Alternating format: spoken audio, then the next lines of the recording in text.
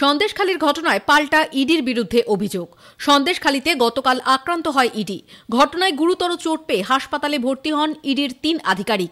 তাদের মধ্যে দুজনের মাথায় আঘাত করা হয়। একজনের অবস্থা আশঙ্কাজনক, তার মাথায় 6টি সেলাই পড়েছে। তবে সেই ঘটনায় এবার ইডির বিরুদ্ধে এফআইআর নথিভুক্ত করেছে নেজার থানার পুলিশ।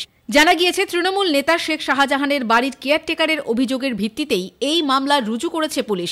অভিযোগ, ওয়ারেন্ট ছাড়াই শেখ শাহজাহানের বাড়ির তালা ভেঙে ভিতরে ঢুকে পড়েন ইডির আধিকারিকরা।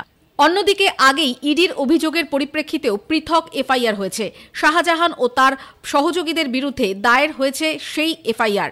রাজ্য পুলিশের ভারপ্রাপ্ত ডিজি রাজীব কুমার ও বসিরহাট পুলিশ জেলার এসপি জবি থমাসের কাছে ইমেলের মাধ্যমে অভিযোগ জানিয়েছে ইডি।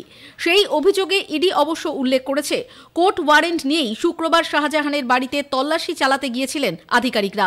এছাড়াও অজ্ঞাত পরিচয়ের বিরুদ্ধে স্বতঃপ্রণোদিত হয়ে আরও একটি মামলা রুজু করেছে নেজার থানার পুলিশ। সরকারি কর্মীদের কাজে বাধা, ভাঙচুর ও সংবাদ মাধ্যমের কর্মীদের ওপর হামলার অভিযোগে সেই মামলা রুজু করা হয়েছে। এই ঘটনা নিয়ে ইডি বিবৃতি প্রকাশ করেছে।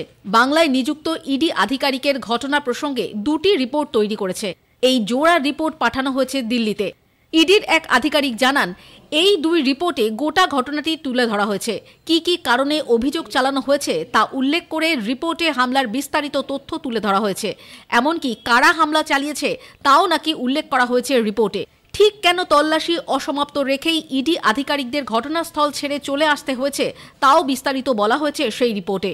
Bureau report, EVM news.